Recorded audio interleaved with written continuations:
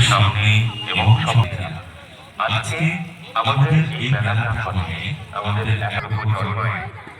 মনশিশির এবং যখনই বললাম আমাদের বঙ্কিমচন্দ্র চট্টোপাধ্যায় পঞ্চম প্রজন্ম তিনি আমাদের মতো আপনাদের কাছে অনুরোধ জানাবো কলকাতার মধ্যে দিয়ে আমাদের বিবেকানন্দ নগরের সমস্ত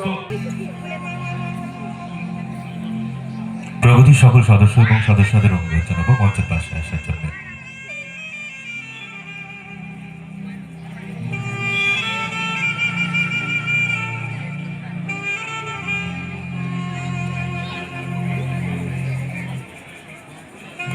আমাদের মধ্যে উপস্থিত আছেন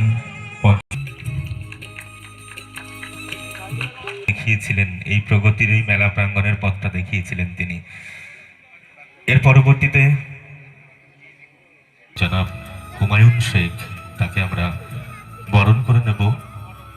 পল্লবকে অনুরোধ করব তাকে